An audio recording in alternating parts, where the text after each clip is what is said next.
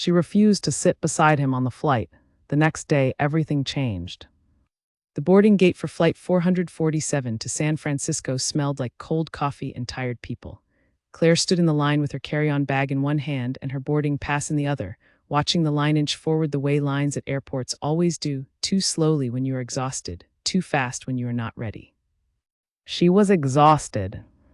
She had been awake since 4 in the morning, not because her alarm went off at 4, because her brain did. It had been doing that for weeks, switching on in the dark like a faulty light bulb, flooding her with numbers, projections, worst-case calculations, the kind of thinking that feels productive at 2 in the morning and completely pointless by the time the sun comes up. She was the founder and CEO of a small technology company called Navu. They built software that helped mid-sized businesses track and reduce energy costs. It was good software, genuinely good. But good software alone does not keep a company alive. Money does, and Claire was running out of it. In 48 hours, she had a meeting with one of the most respected venture capital firms in Silicon Valley, Crawford Partners. They had agreed to hear her pitch after months of emails, follow-ups, and one very well-timed introduction from a mutual contact. This meeting was not a guarantee. It was a door that was slightly open. Her job was to walk through it without knocking it off its hinges. She had her pitch deck memorized. She had rehearsed her answers to every difficult question she could think of.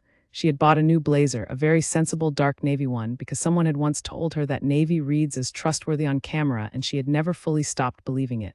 She was ready, or she told herself she was ready, which is the closest most people ever get. The line moved, she stepped forward. Gate B12 was full. Every seat taken, every outlet occupied, every armrest claimed. Claire found a spot of wall near the window and leaned against it, watching the tarmac outside where the plane sat under flat gray October light. She put her headphones on, not because music was playing, just because headphones are a universal signal that says, "Please do not talk to me," and she looked at the plane and thought about money. The gate agent called her boarding group 20 minutes later. She joined the shuffle of people pulling bags and checking phones, moving through the jetway in that slow, resigned way that always feels slightly like a cattle chute. She found her row, seat 14A, window seat. She had specifically chosen it when she booked the ticket because she wanted to press her head against the cold plastic of the window and sleep for the entire 4-hour flight. The man in 14A did not seem to know or care that 14A was her seat. He was already settled. His jacket was folded in the overhead bin. His shoes were off. He had the specific posture of a person who had decided the seat was his and had moved on to the next chapter of his life entirely. He was somewhere in his mid-40s, well-dressed in the quiet way that does not announce itself, with the kind of stillness that some people carry without effort. He was reading something on his phone with the focused expression of a man who had long ago stopped noticing airports. Claire checked her boarding pass. She checked the seat number above the row. She checked her boarding pass again. "Excuse me," she said. She kept her voice level, polite. The kind of polite that is doing a lot of work underneath. "I think that's my seat." He looked up, not startled, not apologetic. He looked at her the way you look at something you are mildly curious about, briefly and without much change in expression. Then he looked at his own boarding pass, which was tucked into the seat pocket in front of him. He pulled it out, looked at it, said 14C. 14C was the aisle seat. He was in the window seat. "Right," Claire said, "and I have 14A. There was a pause, the kind of pause where the situation is clear, but the acknowledgement takes a moment to arrive. He looked at the seat number on the wall. He looked at the boarding pass again. Something shifted in his face, not embarrassment exactly, more like the quiet recalibration of a person who has made a small error and is now processing it without drama. "My apologies," he said. He said it simply, the way someone says sorry when they mean it but do not intend to perform it. He stood, gathered his jacket from the bin, and moved to 14C. Claire put her bag in the overhead compartment and sat down. She pressed her back against the seat. She put her headphones on, music this time. Something low and without lyrics, the kind of music designed to make you feel like you are in a film about your own life. She pulled her eye mask from her jacket pocket. She was going to sleep. She was going to sleep through every minute of this flight, and she was going to land in San Francisco with enough clarity to save everything she had spent 3 years building. She closed her eyes. She did not sleep.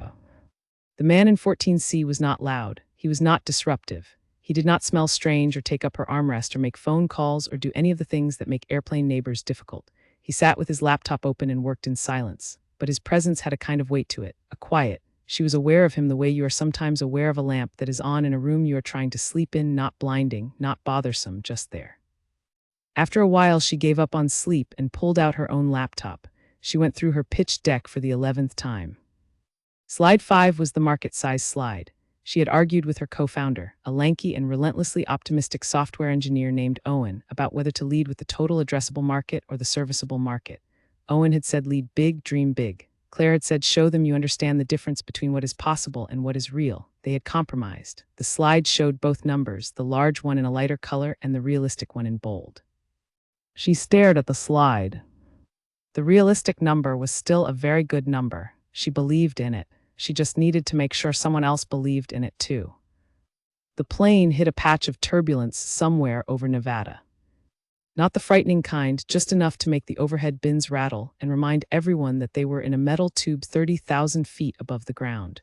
Claire gripped the armrest without meaning to. She was not afraid of flying, technically. She just had a very active imagination and a brain that was already running at capacity. She let go of the armrest, she breathed. She looked out the window at the dark, at the distant lights of something below, a city, a highway she could not tell, and she felt, for the first time in weeks, something that was not quite calm but was in the neighborhood of it. A kind of stillness that comes when you have done everything you can do and the only thing left is to wait and see what happens. The seatbelt sign clicked off. The cabin settled. Around her, people adjusted blankets and tilted seats and went back to whatever they had been doing before the turbulence interrupted them. The man in 14C closed his laptop, tilted his seat back 2 inches, and appeared to fall asleep almost immediately. She watched him for a moment, not in any particular way, just observing. He had the kind of face that did not give much away, not unfriendly, but not open either. The face of someone who had learned to keep things close. There was a small scar near his left eyebrow, faint and old. His hands, resting on the armrests, were the hands of someone who had worked hard at some point in his life, even if he did not look like he had to anymore. She looked away. She went back to her pitch deck. Slide 9, the team slide. Her own photo in the corner, looking slightly more composed than she felt right now. Owen's photo beside hers. Then their head of sales, a sharp and energetic woman named Lily who had left a comfortable corporate job to join Nauvoo because she believed in what they were building. 3 people, a small team. Crawford Partners would look at that team slide and make a judgment about whether 3 people could build something that mattered. She closed the laptop. She pressed her head against the window. Outside, the dark stretched in every direction and the stars, what few were visible through the high clouds, sat still and unimpressed. The engines made their constant low hum, that sound that is oddly comforting once you stop noticing it. The cabin was dim and quiet and full of sleeping strangers. Claire did not feel small. She had spent a long time feeling small in rooms where people with more money and more connections and more history in this industry looked at her like she was optimistic in the way that young founders are optimistic, charmingly and incorrectly. She had stopped feeling small about 2 years ago. She had replaced it with something harder, not toughness exactly, more like certainty. The certainty that the thing she was building was real and worth building, and that rooms full of skeptical people with money were problems to be solved, not verdicts to be accepted. She reached into her bag and pulled out a small notebook. She wrote down 3 things she wanted to say in the meeting that she had not written into the pitch deck, things that were true but felt too personal for slides. She wrote them in the margin of a page already full of calculations, in her own handwriting, in the dark of a cabin at 30,000 feet, while a stranger slept beside her and the plane carried her west. The flight attendant came by and offered water. Claire took it, drank it slowly, looked out the window again. The lights of a city came into view far below, spread across the dark like spilled light. San Francisco, maybe, or the edge of it. They were beginning to descend. She capped her pen, closed the notebook, put her tray table up and her seat back forward.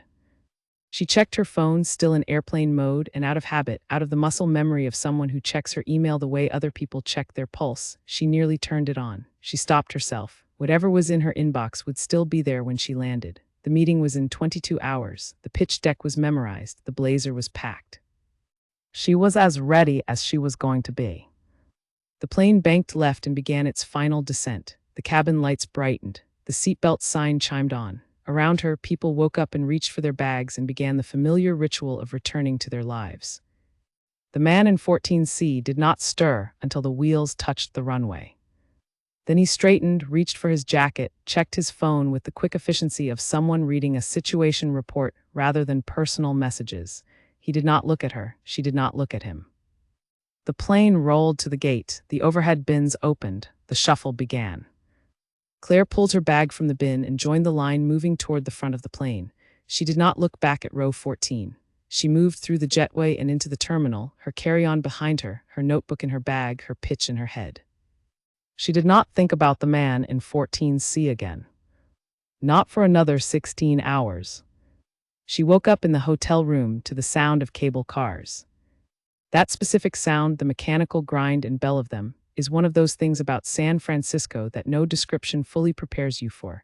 You have to hear it to understand how insistent it is, how cheerful and slightly relentless, like a city reminding you that it has been here much longer than you have and it will be here long after you leave.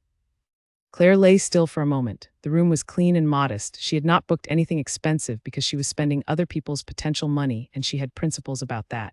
A desk near the window, a chair that looked more comfortable than it was.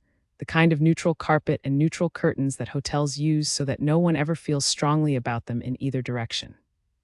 She checked the time. 7:42 in the morning. The meeting was at 10. She got up, showered, made coffee with the small machine on the desk, stood at the window in her hotel robe and watched the city below, the cable car tracks on the street, the steep drop of the hill, the morning fog sitting on the bay like something that had not decided whether to stay or leave. She had been to San Francisco twice before, once for a conference, once for a first meeting with a potential partner that had gone nowhere particularly interesting. She had never stayed long enough to feel like she knew the city. She thought about that sometimes. How many places she had moved through quickly, always on her way to or from something, rarely just in the thing itself. She drank her coffee. She opened her laptop and checked her email. There were 14 new messages since she had landed. 2 from Owen, one a question about a clause in the investor agreement template they used, one just a link to an article about a competitor with no message attached, which was Owen's way of saying he was thinking about it and she should be too. There were 3 from Lily about a potential new client in Austin who had found them through a referral. There was 1 from her landlord about a maintenance issue in her apartment building that had nothing to do with her. There were several newsletters she had subscribed to in moments of optimism and never quite gotten around to canceling. And then there was 1 message near the top that made her stop. The sender's name was Nathan Cole. She did not know a Nathan Cole. The subject line read, Nauvoo follow-up before tomorrow's meeting. She opened it. It was 3 sentences, plain, direct, no preamble. Ms. Claire, I had the chance to review your pitch deck on the flight last night. I have a few questions I'd like to raise before we meet the full team. Would you be available for a brief call this morning? Nathan Cole, Managing Partner, Crawford Partners. She read it again. Then she set her phone down on the desk, face up, and looked at the ceiling. Crawford Partners, Managing Partner. She picked the phone back up, searched his name. Nathan Cole, Crawford Partners. The results came fast, his profile page on the firm's website, a photo, professional, understated. She recognized him before she had fully processed that she was recognizing him, the way recognition works sometimes ahead of logic, the quiet stillness, the face that did not give much away. 14C. The man from seat 14C was the managing partner of the firm she was pitching in less than 3 hours. She sat down in the chair that looked more comfortable than it was. She thought about the moment at the gate. His boarding pass said 14C. He had been sitting in her seat. She had asked him to move politely but clearly, and he had moved without argument. She had not been rude, she had not been difficult, she had simply asked for what was hers, but still. She turned the memory over, she examined it from several angles. She tried to figure out if there was a version of it that reflected badly on her, some way in which she had come across as cold or entitled, and she genuinely could not find one. But she was also aware that she was the person reviewing her own behavior, which is not the most objective position to review from. She replied to his email. She kept it to 2 sentences. Yes, she was available. She suggested 9 o'clock. She pressed send. His reply came in 4 minutes. 9 works. I'll call you on the number we have on file. She stood up. She walked to the window. She looked at the fog on the bay. She thought, well, this is a thing that is happening. She had 40 minutes before the call. She used them. She went back through every part of her deck with fresh eyes, the eyes of someone who now knew that the person on the other end of the phone had already read it once, at night on an airplane, probably with his shoes off. She thought about what questions a managing partner at a fund like Crawford asks when he has already made up his mind about the basics and is now testing the edges.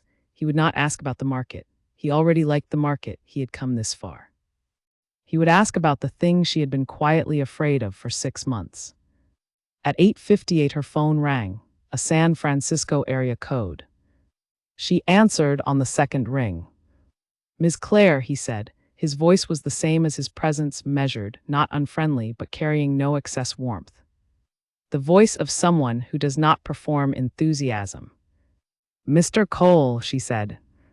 Neither of them mentioned the flight. She had decided on the way to the phone that she would not bring it up unless he did. He apparently had decided the same thing, or he simply had not connected the two moments yet. She did not know which, and she was not going to find out right now. "I'll get to the point," he said. "Your deck is well built. The market thesis is clear. Your retention numbers are strong for a company at your stage. I have one concern, and I want to hear how you think about it before we get into the room this morning." "All right," she said. He named the concern. It was the burn rate. Of course it was the burn rate. She had known for 6 months that the burn rate was the ugly number, the one that lived on slide 11 in a smaller font than everything else, the one she had hoped people would look at and move past. The rate at which Nava was spending its existing capital was higher than it should be at this point, not recklessly high, but high enough to raise the question, how much runway do you have, and what happens if this round takes longer to close than you expect? She did not pause, she did not qualify, she told him the truth. She told him the exact number of months of runway they had at current burn. She told him what they had cut in the last quarter to extend it. She told him what they would cut next if they had to, and what they would not cut under any circumstances, because those things were what made the product worth investing in. She told him that the burn rate was high because they had spent deliberately on 2 things: engineering talent they could not afford to lose, and a sales process they had tested and refined and were now confident in. She told him that the next 12 months, with the right capital behind them, would show a very different picture. She told him she was not asking him to take her word for that. She was asking him to look at the customer cohort data on slide 13, which showed the trajectory clearly, and make his own judgment. She said all of this in under 4 minutes. She did not rush it. She did not over-explain. She said it the way you say something when you have thought about it for so long that it has stopped being frightening and become simply true. There was a pause on the line, not long, 3 seconds, maybe 4. "All right," he said, "I'll see you at 10. The call ended. She set the phone down on the desk. She looked at it for a moment. Then she went to the bathroom and stood at the mirror and breathed. In through the nose, out through the mouth, the kind of breathing that is not meditative, just functional, just the body resetting itself after a moment of intensity. She had not answered a question. She had told the truth about a number that made her nervous, and she had given it a context that was honest and specific. She did not know yet whether that was enough. She did not know whether Nathan Cole had heard her answer the way she meant it, or whether he had heard it the way people sometimes hear difficult numbers, with concern that doesn't go away just because the explanation is good.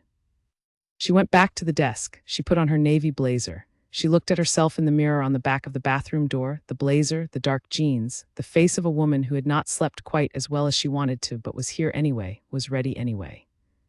She picked up her bag, she picked up her notebook. She went to the elevator and rode it down to the lobby and walked out into the San Francisco morning, the fog beginning to thin now, the sun making its cautious way through. She had 50 minutes, she walked. Not to waste time or kill nerves, but because she thought better on her feet and she had a few things she still wanted to think through. She walked up one of the steep hills near the hotel, the kind that remind you your legs exist, and at the top she stood for a moment and looked out at the bay where the fog was lifting and the water was a hard, cold blue and the bridge was visible at last, the whole span of it, catching the early light. She thought about Owen, who had probably been up since 6 refreshing his email waiting to hear from her. She thought about Lily, who had left a stable life to build something uncertain with people she believed in. She thought about the version of herself from 3 years ago who had sat in her apartment with a half-built product and a business plan that took up 12 pages and told herself that this was real, this was worth doing, that the fact that it was difficult was not a reason to stop. She walked back down the hill. She found the building, she checked in at the front desk. She took the elevator to the 8th floor, where a glass-walled reception area opened up with a view of the city beyond it, the morning light coming in at an angle that made everything look, briefly, like a very good idea. The receptionist offered her water. She said yes. She sat in the chair they showed her to. She set her bag by her feet. She looked at the city through the glass. She was not nervous. She was something else, something that felt like nerves from the outside, but was, on the inside, more like readiness. Like standing at the edge of something you have been working toward for a very long time, and knowing that the only thing left is to step forward. The glass door opened. Nathan Cole walked in. Behind him, two of his partners, one a tall woman with short, gray-streaked hair named Francis, one a younger man named Paul who had the eager posture of someone who reads every pitch deck twice. They introduced themselves, handshakes, small pleasantries about the morning, the weather, the fog. Nathan Cole looked at her when she stood to greet the group, not the brief, indifferent glance from the airplane. This was a different kind of looking, the kind that is taking something in. If he recognized her from seat 14A, he gave no sign of it. She gave no sign of it either. They walked together into the conference room, the city spread out behind the glass walls, the morning fully arrived now, the light coming in clean and cold and clear. She set her notebook on the table, she uncapped her pen. She looked at the three people across from her, the three people whose answer in the next hour would determine the next chapter of everything she had built. "Thank you for having me," she said. "I'll get straight to it." And she did. The conference room at Crawford Partners was the kind of room that had been designed to feel neutral, but wasn't. The furniture was expensive in a way that whispered rather than announced it. The chairs were the kind that adjust without effort. The table was long and dark and clear of clutter except for a small speaker in the center and a neat row of printed documents near Nathan Cole's seat, documents she recognized from the outline as excerpts from the deck she had sent over weeks ago. He had printed them, he had held them in his hand. That meant something, though she was careful not to decide what it meant before the meeting told her. Francis sat to Nathan's left, Paul sat to his right. They both had notepads and they both wrote things down almost immediately, which Claire had learned over many pitches to interpret as a good sign. People who have already decided no, stop writing after the first 5 minutes. People who are still open keep their pens moving. She connected her laptop to the display screen without asking for help, because asking for help with a projector cable in a pitch meeting is the kind of small moment that slightly shifts how people read your competence. It is an unfair thing to be judged on. She knew that, and she plugged in the cable herself anyway. The first slide came up, the Nauvoo logo clean and simple against a white background, and below it a single line that she and Owen had argued about for 2 weeks and finally agreed on: energy waste is invisible until it isn't. She looked at the three people across the table. Nathan Cole had his hands flat on the table, relaxed, looking at the screen. Francis had clicked her pen. Paul had written something already. Claire started talking. She did not start with the market. She started with a customer. A real one, a mid-size manufacturing company in Ohio called Hartfield Industrial, which had come to Nauvoo after spending 3 years not knowing that 11% of its total energy budget was disappearing into inefficiencies that their existing systems simply could not see.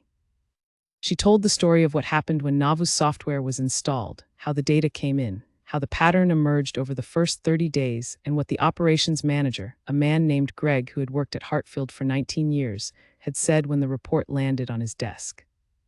She did not exaggerate what Greg had said. She quoted him accurately. "I felt stupid and relieved at the same time." Francis smiled at that, just slightly. Paul wrote it down. Nathan did not react. He was watching her with the expression of someone who is listening to what is said and also to what is not said, reading the gap between the two. She moved through the deck with the ease of someone who has rehearsed but is not reciting. The market slide, the product architecture, the go-to-market strategy that she and Lily had built and tested and rebuilt twice before they found the version that worked. The team slide with its 3 photos and the brief paragraphs about each person that were, she knew, more important to some investors than all the financial data in the world. Crawford Partners believed in teams. It was part of their public philosophy, written on their website and mentioned in every interview Nathan Cole had ever given.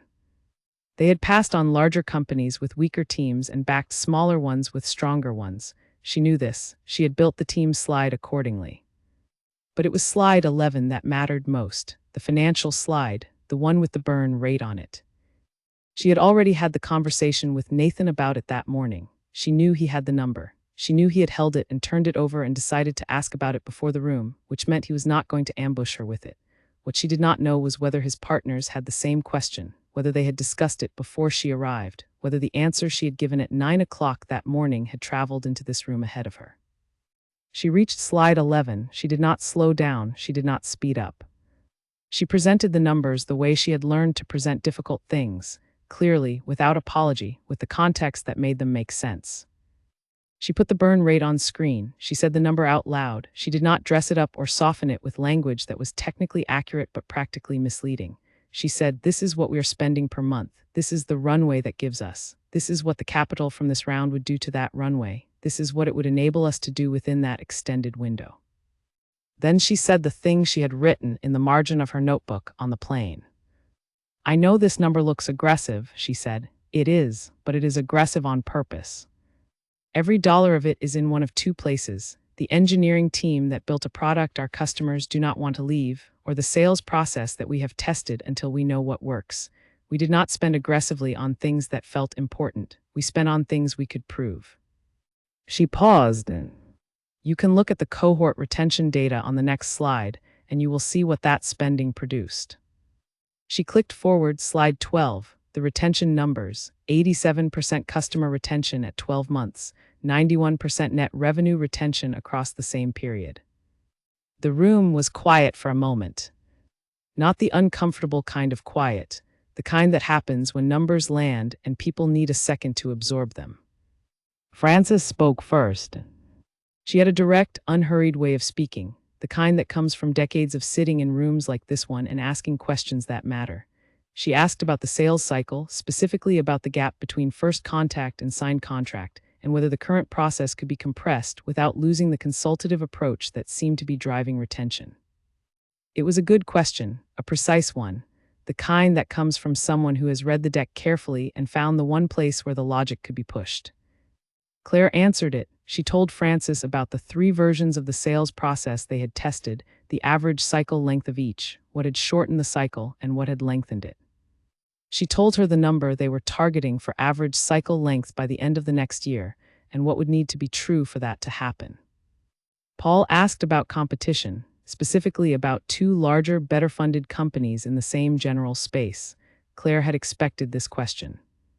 She answered it without dismissing the competitors. She had learned that dismissing competitors in a pitch room makes investors nervous, because either you do not understand the competition or you do not take it seriously. And she explained clearly and specifically what Navu did that those companies did not, and why that difference mattered to the customers they were targeting. Nathan Cole had not spoken since the meeting began. He was still listening, still watching. His printed pages were in front of him, and he had added notes in the margins. She could see the handwriting from across the table, though not what it said. His face had not changed expression in any significant way. He was, she thought, genuinely difficult to read, which could mean several things, and she was not going to let herself decide which one while she was still in the room. 40 minutes in, Paul asked a question about international expansion, whether Navu had considered European markets, given the regulatory environment there, which was creating strong incentives for exactly the kind of energy cost management that Navu provided. She answered the question. She said they had looked at it, that the regulatory tailwinds in Europe were real and interesting, and that it was not in the current plan, but it was something they had scoped at a high level and could speak to if it was a priority for the firm. Then Nathan Cole spoke. He had been quiet for 40 minutes. When he spoke, the room had the quality of a place that has been lightly rearranged, not dramatically, but noticeably. "Your net revenue retention," he said. He did not ask it as a question. He said it the way someone says something they have been sitting with. 91%, that is the number I keep coming back to. "It took us a long time to get there," Claire said. "I know," he said. "I read the early investor updates your team sent over." He looked at her steadily.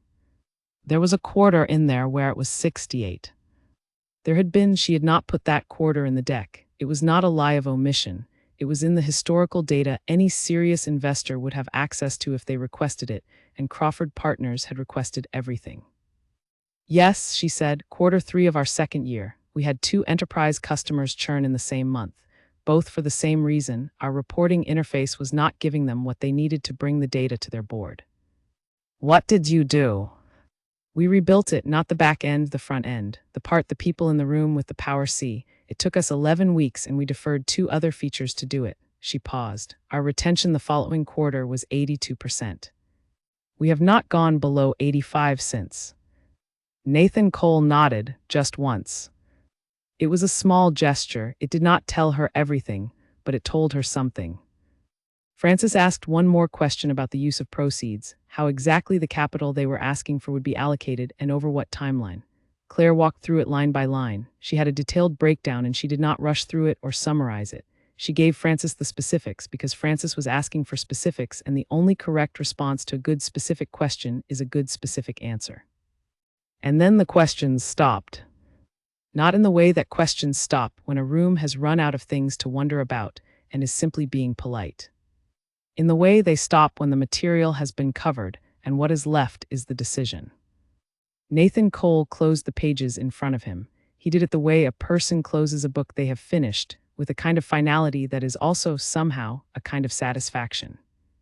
"We appreciate you coming in," he said. "We'll be in touch." Francis and Paul thanked her. She thanked them. She shut down her laptop and disconnected the cable. She put the cable in her bag. She capped her pen. She stood. Nathan Cole walked her to the door of the conference room. He held it open. Standing there in the doorway for the single second it took for her to pass through, she had the thought sharp and clear and gone before she could fully examine it, that this was the second time in less than 24 hours that she had passed close enough to this man to be aware of his presence. The first time she had asked him to move. He had moved. Neither of them had made it into something it did not need to be. He said nothing about the flight. She said nothing about it either. She walked down the hallway toward the elevator. She pressed the button. The doors opened. She stepped in. She pressed the button for the lobby. The doors closed. She stood alone in the elevator. She exhaled. It was the specific exhale of a person who has been holding something carefully for a long time and has now, very briefly, set it down. She did not know what they would decide. She did not know how long it would take them to decide it. She did not know whether her answer about the burn rate had landed the way she intended, or whether the 91% retention number had done the work she hoped it would do, or whether something she had said in the last hour had shifted things toward her or away from her. She knew what she had said. She knew how she had said it. She had not performed confidence. She had brought the actual thing, the knowledge and the honesty and the specific, detailed belief in what she had built, and she had put it on the table and let the room make of it what it would. The elevator doors opened. The lobby, the morning, the cable cars outside on the street. She walked out of the building and into the cool October air. She stood on the sidewalk for a moment. She looked up at the sky, which was blue now fully, the fog completely gone. She thought about Owen and his nervous email checking. She thought about Lily in Austin chasing a new client with the focused energy of someone who does not allow for failure as a concept. She thought about Hartfield Industrial and Greg, who had felt stupid and relieved at the same time.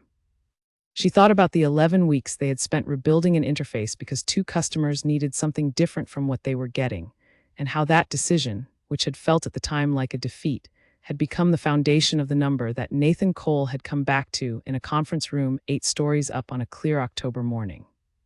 She pulled out her phone. She texted Owen 2 words, "Done, call me." His reply came in 45 seconds, "Calling now." She answered. He asked how it went. She told him. Not every detail, the detail of seat 14A and the managing partner of Crawford Partners she did not tell anyone yet, not because it was a secret, but because it was still a thing she was holding lightly, turning over quietly, not ready to make it into a story before she knew how the story ended. She told him the pitch had gone well, that the questions were serious and specific and she had answered them honestly, that she felt good about it, not in the way she sometimes told herself she felt good about things when she was actually uncertain, but genuinely in the way that you feel when you have said the true version of something to the right people and the room has received it. "How long do we wait?" Owen asked. "As long as it takes," she said. She put her phone in her pocket.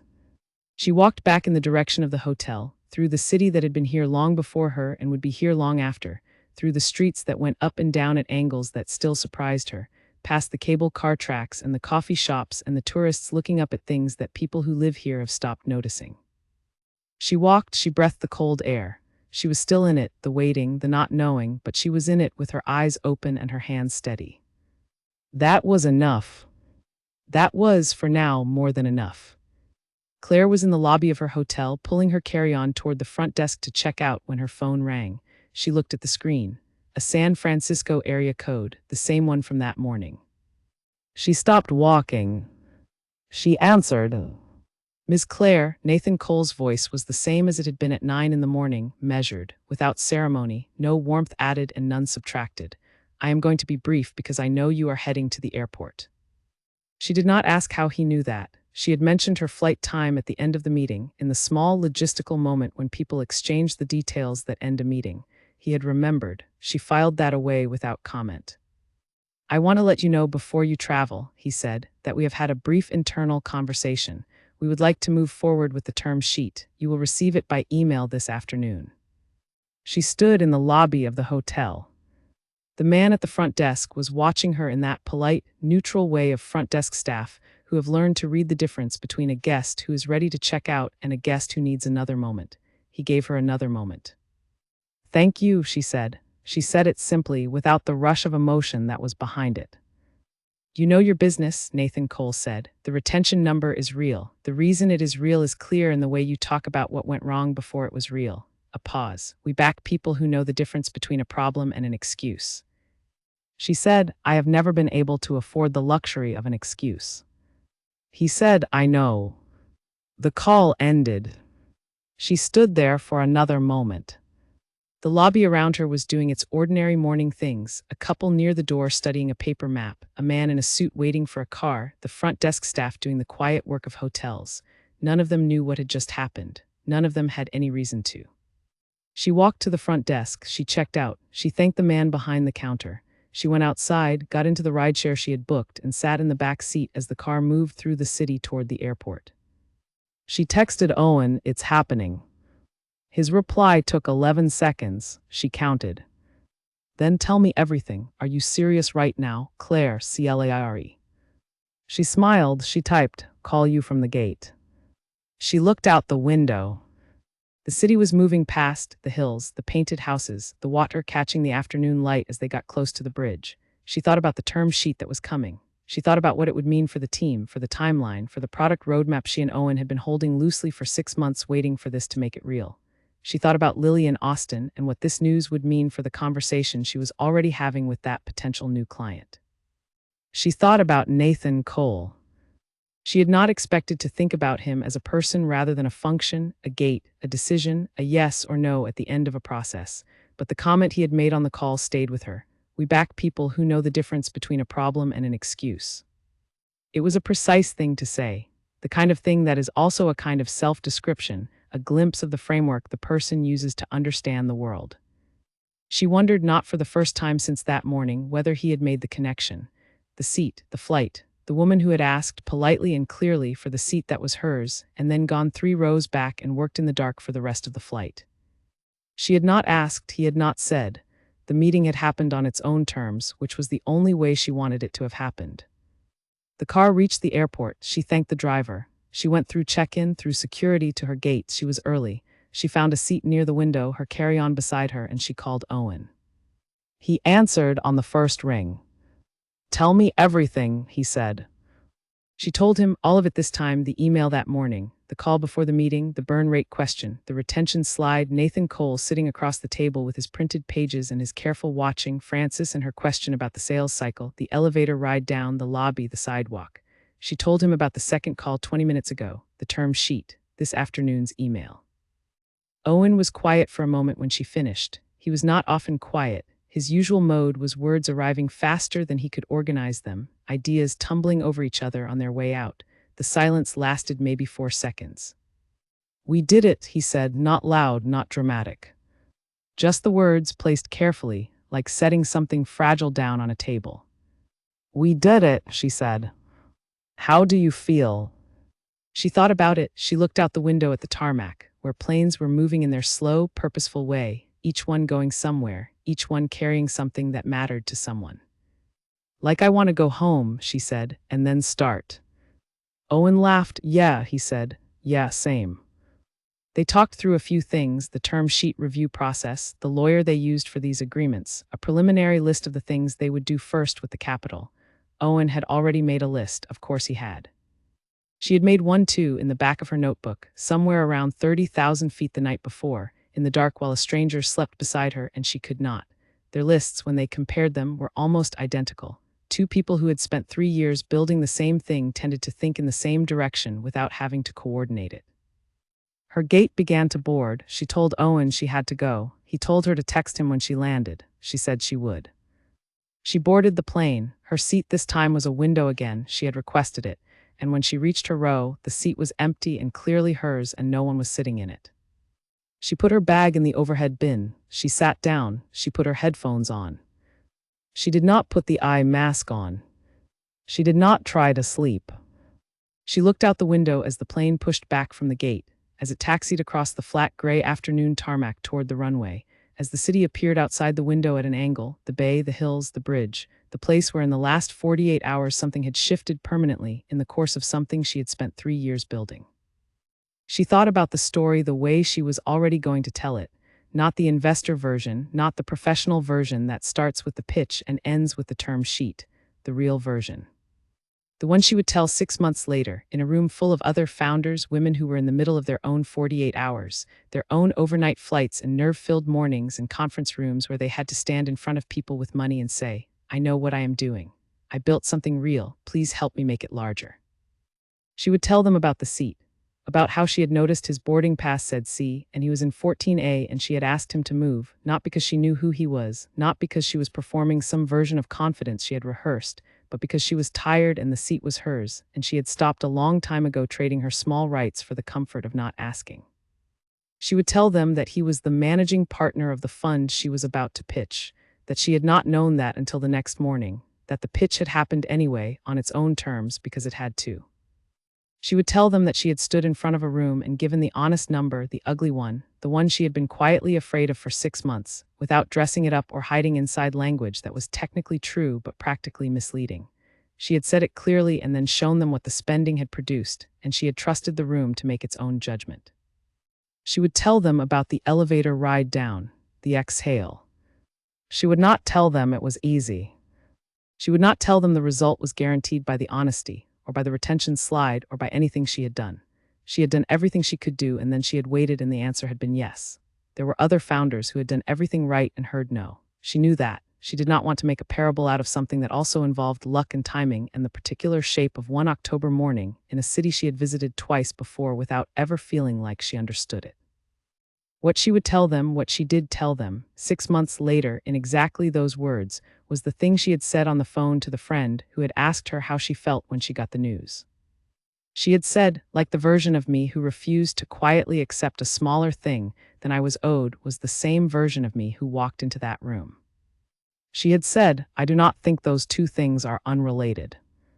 The plane lifted off the runway. San Francisco fell away below, the bay, the bridge, the hills, the fog beginning to come back in from the ocean, softening the edges of everything the way it always did by late afternoon. Claire looked down at it until it was gone. She opened her notebook. She turned to a clean page. She wrote one line at the top. What comes next? Below it, she started a list.